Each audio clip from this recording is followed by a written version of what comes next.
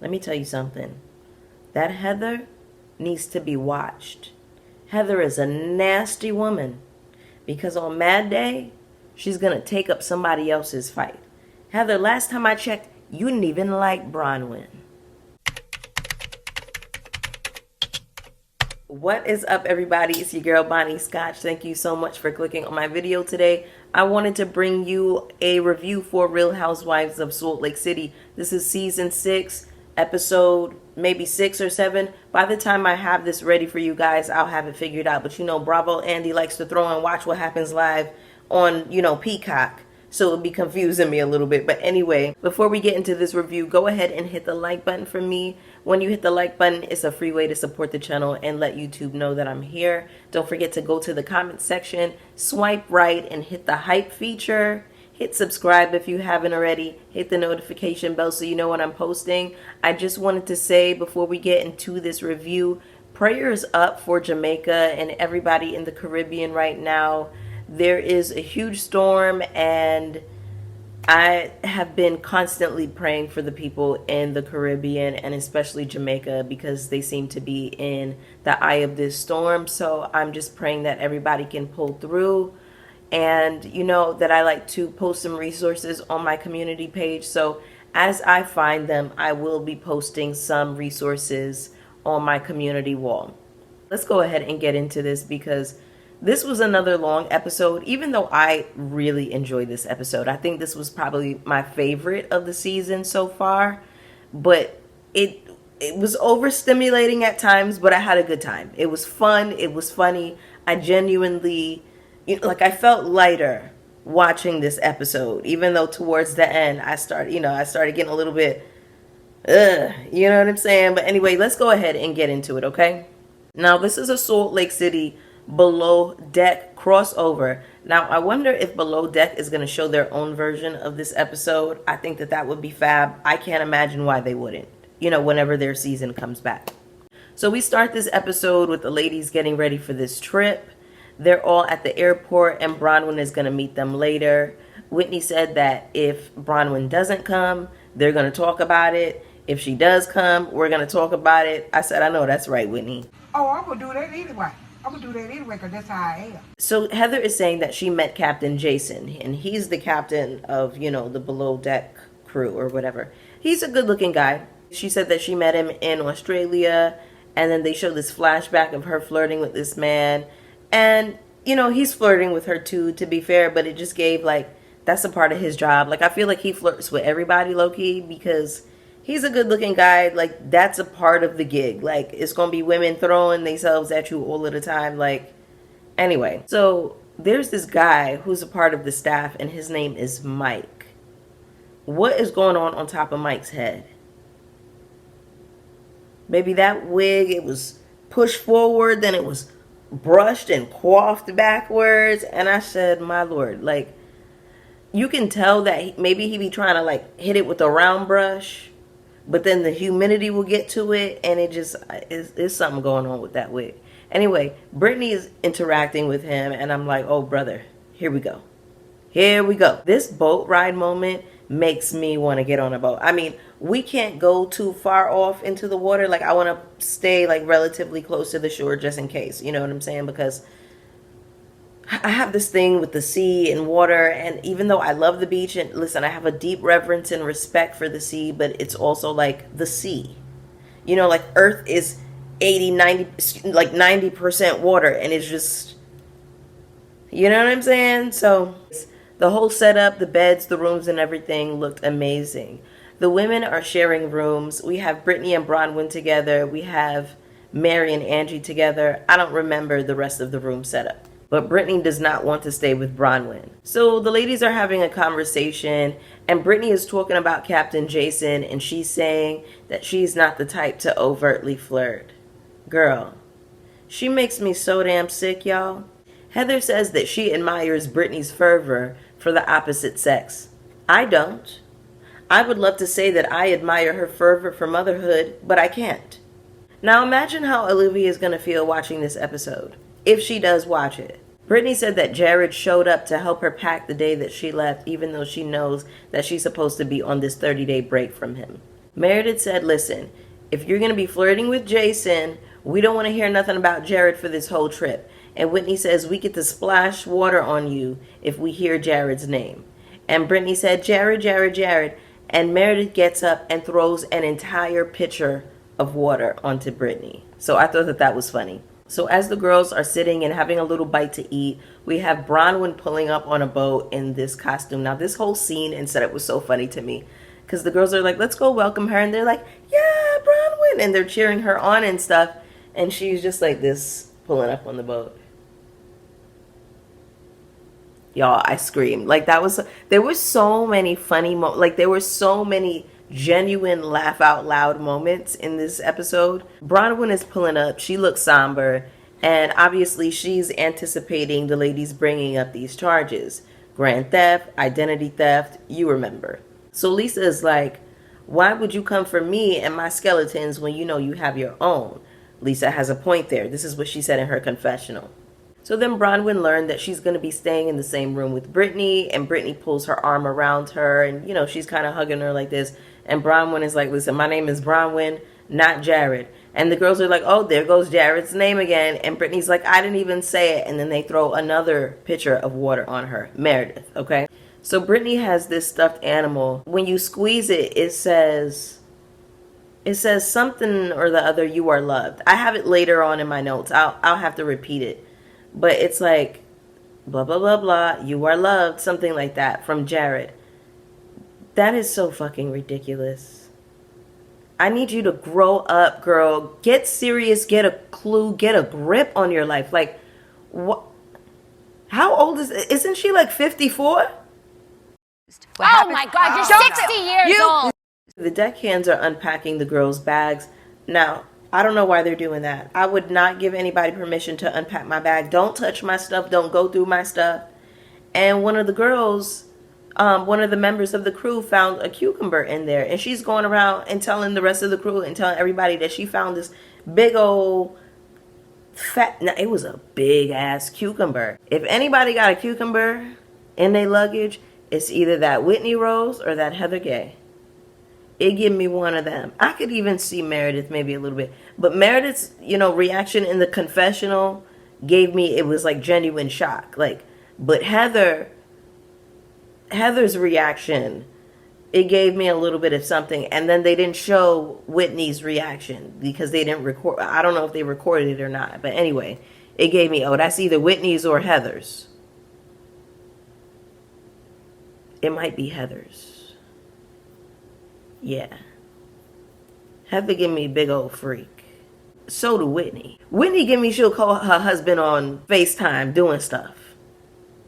Anyway, Brittany is asking Bronwyn about the charges, asking if they're true. And Bronwyn is like, listen, I would appreciate if you guys even checked on me first instead of talking about it. Mary was the only one who checked on me. I said, I know that's right, Mary. Listen, I know I be dragging the shit out of Mary and saying that she's not a good friend, and I still feel that way. But it's nice to see her show up in the ways in which she can show up when she decides she wants to be a good friend. Hello? So it's interesting to me that Bronwyn is so sure that it's Lisa who's airing out these rumors. Now, I don't know if this is true, but even if it is, I feel like this. And I said it last week. If it's good for the goose, it's good for the gander. If you can dig up shit about Bronwyn and go and talk to her jeweler and find out this, she can go and dig up stuff about you. And then in turn, you go and dig up some more stuff. It's this game of tit for tat, back and forth, back and forth. That's what these girls do, right? Bronwyn did it last. I don't know why Bronwyn feels like somebody can't do it back to her. But to be fair, though, Lisa did start it, but also Bronwyn was lying. So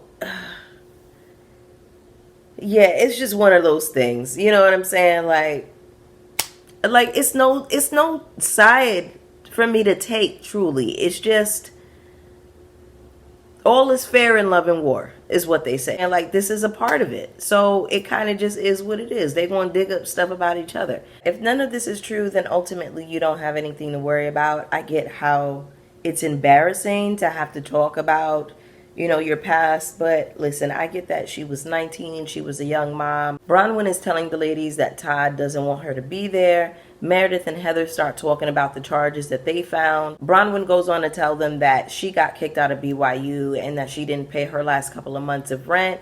It was 20 years ago. She was 19 and pregnant. All of that I get. You know what I'm saying? Like, listen, I don't fault anybody for being young and falling on hard times and needing assistance and whatever else. Like, all of that I completely empathize with. Bronwin went on to say that, you know, there was something that went on at my job and the case is sealed. I can't talk about it. There were no charges on my record and no police record or anything.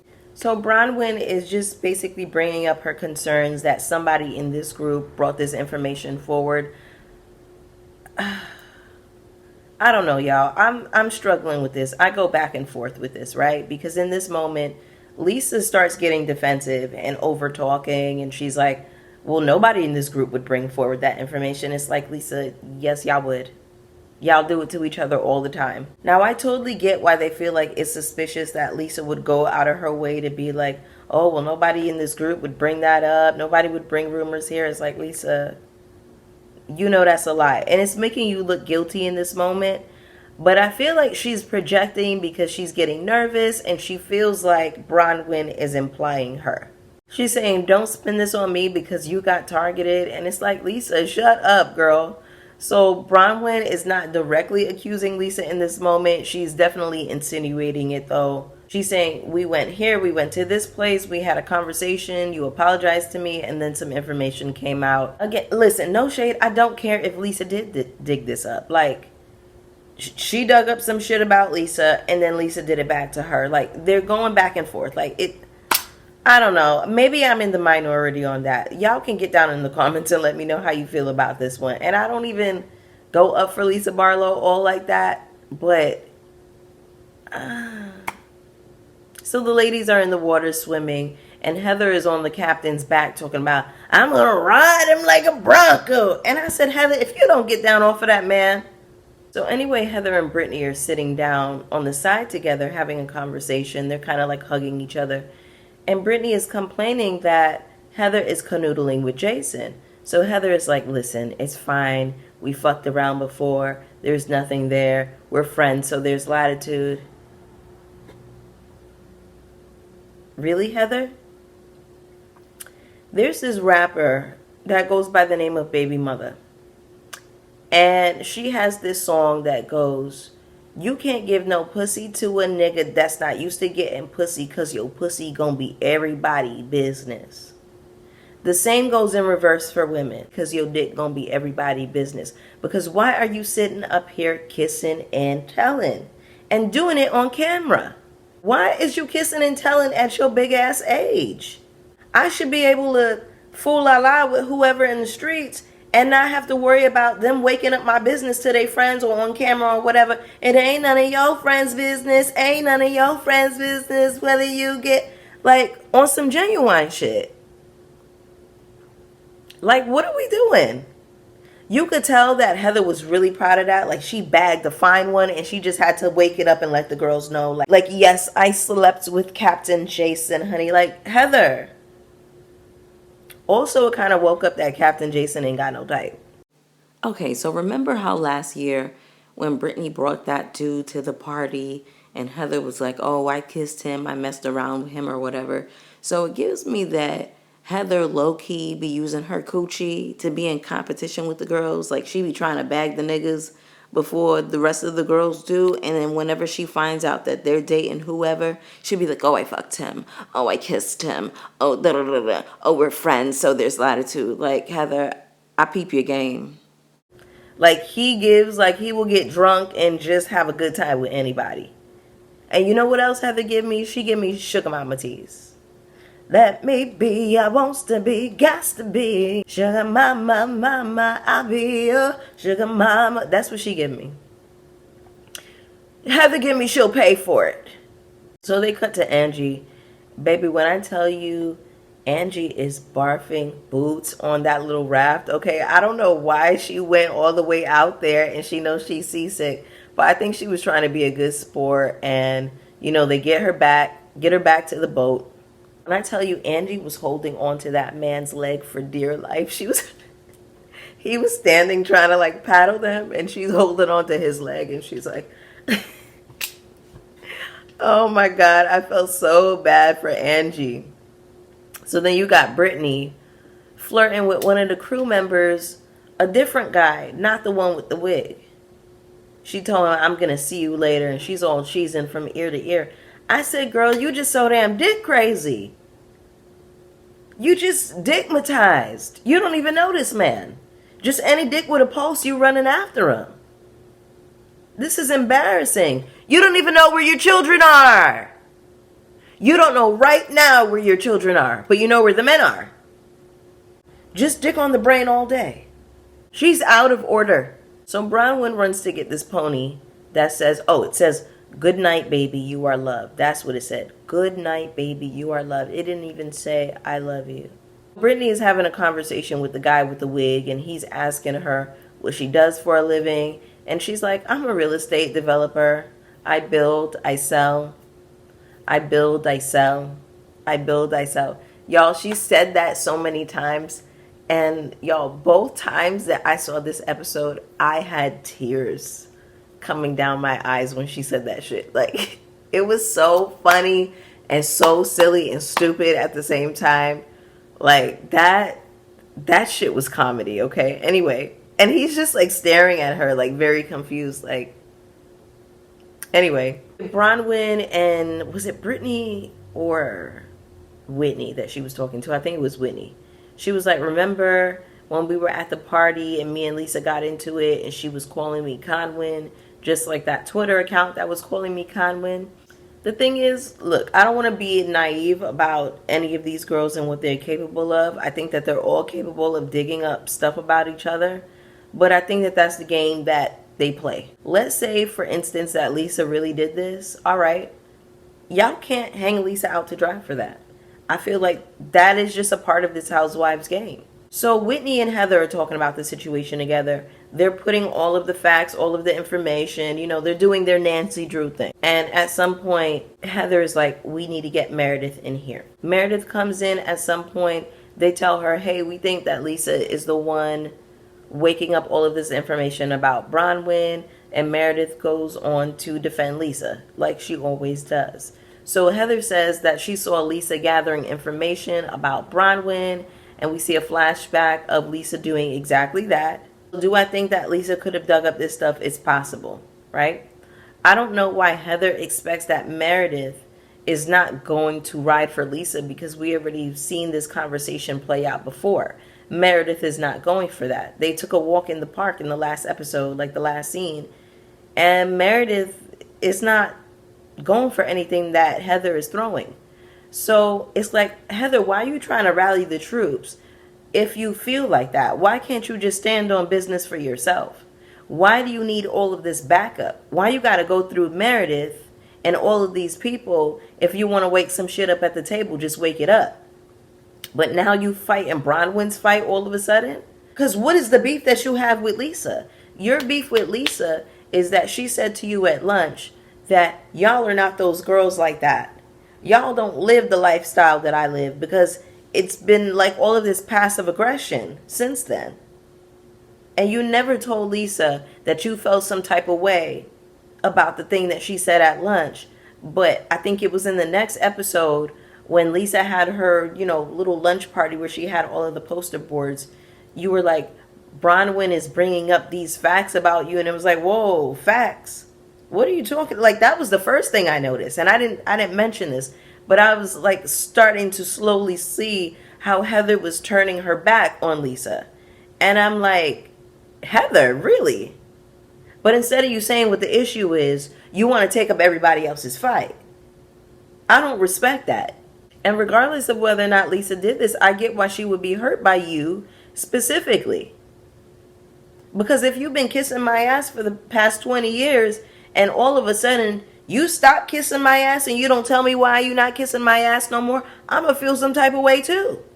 Y'all, Angie is sick as a dog laying up in that bed with Mary, okay? Mary is staying by her side. She is so unbothered. I thought that was really sweet. Mary is enjoying herself, okay? So we got Captain Jason coming to give some ice to Angie. And then it was so funny because A couple of times Angie was flirting in this episode. She was telling Captain Jason, she was like, oh, thank you so much for the ice. This made it all worth it. And then later on, when the girls were arguing and then he came back downstairs, you know, Angie was like, well, we're going to make the best of it. You know, we're going to make you feel appreciated. I was cracking up, okay? And Angie, even though she looked sick as a dog, she still looked good. Like, she looked like pretty, you know what I'm saying? Like, her hair was still down, and Angie's a pretty woman, so she still carried. So Heather is saying that she's missing Angie and Mary's commentary right now, and Brittany's like, well, I don't miss Mary's commentary. And Heather's like, listen, we talk about people in front of their faces, and Brittany says, I'm the only one who actually says stuff to people in front of their face. And Bronwin is like, not so fast. So then we get all of these clips about Brittany talking shit about, you know, Lisa, saying, oh, Lisa's always trying to big sister me and I don't need that. Then we flash to her saying, I don't know why it is that Meredith goes from 0 to 100. It's like she's having seizures. So Bronwin wakes that up at the table, and she also said that Meredith slurs her words, which I thought was funny because we always say that Meredith gives a little bit of inebriated. So Meredith is like, that's a horrible thing to say about somebody. And you know how Meredith, she gets real nasally and she starts getting loud and pointing her fingers. And Brittany is like, these are the seizures that I'm talking about. So Meredith stands up and pours water on Brittany's lap. And baby, Meredith would have got psh to the face with a drink. Don't pour no water on me because that gives us all. Meredith should have got hands put on her. Let's be very clear about that. Now, I don't fuck with Brittany because I think she's a ghetto-ass deadbeat bitch. I really do. I do not fuck with her at all. But still, right is right and wrong is wrong. Hello?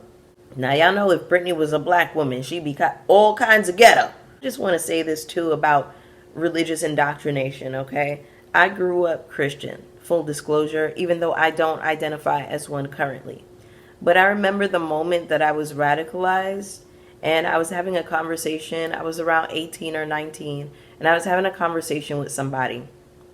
And I remember, you know, going on about, because I had heard this before, and I remember going on about, you know, it's unfortunate how people are going to hell if they're not Christian. And my friend was like, do you really think that God is going to send people to hell if they don't happen to know about Christianity? And I really had to stop and think about it for a moment. And I said, damn, you're right. And that was the moment that radicalized me, when I was 19 years old.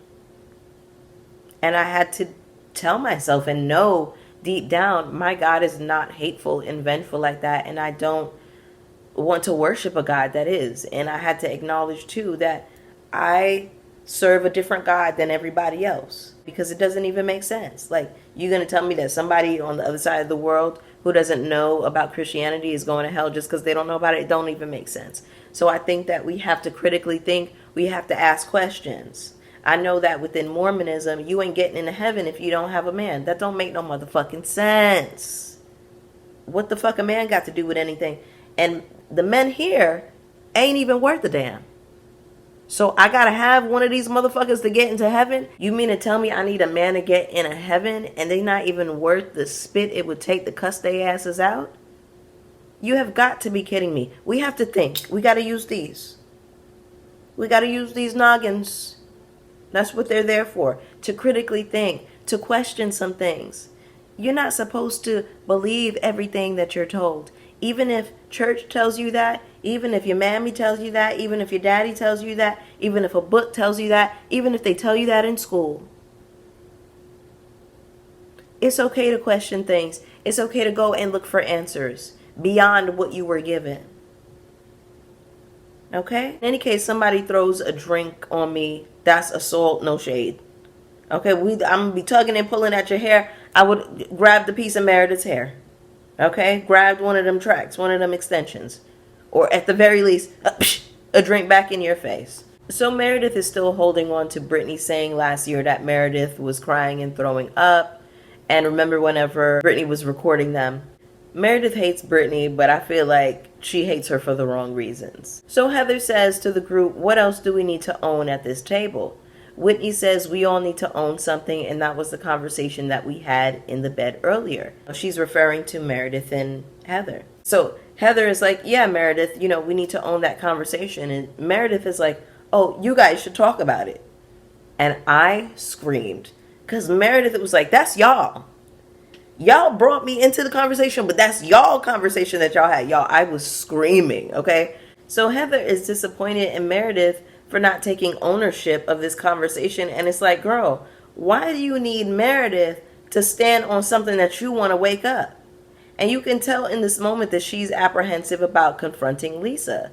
So then Heather says, I'll be honest with you. I think you're the source of all of the dirt. And y'all, Lisa looks at Heather and her mouth. When I first saw Lisa's mouth, I was cracking up because she was like her mouth legitimately quivered. Like you can tell she didn't know what the fuck to do. She cannot believe Heather right now. And that was a genuine reaction. And I really think that it was the betrayal of this conversation being had and Heather trying to wake this up at the table and not telling her anything about it. Because remember, Heather has been ride or die for Lisa this whole time. So it's like, girl, why is you switching up on me all of a sudden? Lisa walked up to Heather and said, you know everything I know. And she held onto her face. And this is an issue of betrayal because for real, Heather, how dare you? How dare you? Lisa says, fuck you. And Heather's like, oh, fuck me? Why is fuck me for?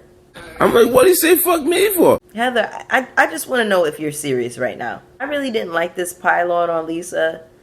Heather, y'all, Heather looks so scary sitting at this table in this moment with all of this black eyeliner around her eyes. She looks like Pinocchio and Jigsaw had a baby and it's like, oh, jump scare. Like, imagine waking up in the middle of the night and the first thing that you see is Heather's face.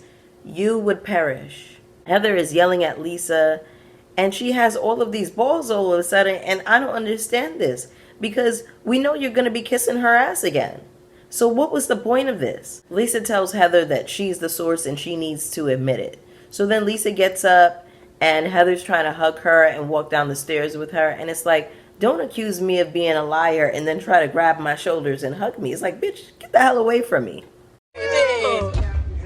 So Lisa calls John and she starts going down the stairs and Heather's trying to go after her. Heather's like, I'm not going to leave you. I'm not going to leave you. She's following her down the stairs and Lisa is hysterical crying, trying to tell John what happened. So Lisa tells John that Heather is telling her, admit it. And Heather's like, that's not what I said. Heather gets mad and then she starts storming up the steps. And it's like, Heather, why the fuck are you mad?